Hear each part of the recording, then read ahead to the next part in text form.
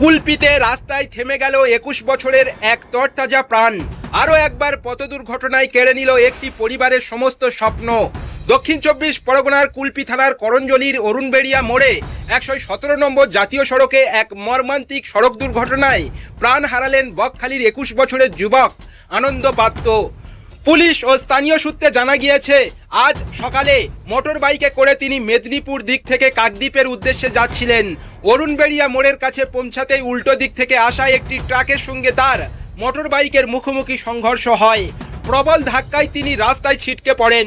ঘটনাস্থলেই তার মৃত্যু হয়। মুহূর্তের মধ্যেই এলাকায় ছড়িয়ে পড়ে চাঞ্চল্য। স্থানীয় মানুষ ছুটে আসেন। কিছু সময়ের জন্য থমকে যায় যান চলাচল। খবর পেয়ে কুলপি থানার পুলিশ ঘটনাস্থলে পৌঁছে দেহ উদ্ধার করে হাসপাতালে নিয়ে গেলে চিকিৎসকরা তাকে মৃত ঘোষণা করে। পরে ময়নাতদন্তের জন্য দেহটি ডায়মন্ড হারবার জেলা হাসপাতালের মর্গে পাঠানো হয়।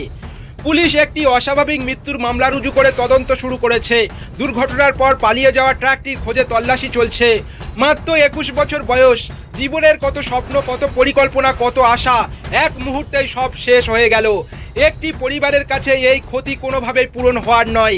প্রতিটি সড়ক দুর্ঘটনা শুধু একটি প্রাণ কেড়ে নেয় না, ভেঙে দেয় একটি পরিবারের ভবিষ্যৎও। দুর্ঘটনার কারণ সম্পর্কে পুলিশ তদন্ত করছে। তদন্ত শেষ না হওয়া পর্যন্ত চূড়ান্ত কারণ সম্পর্কে নিশ্চিতভাবে কিছু বলা সম্ভব নয়। অন্যদিকে এই মর্মান্তিক পথ দুর্ঘটনায় পরিবারে ও এলাকায় নেমে এসেছে শোকের ছায়া।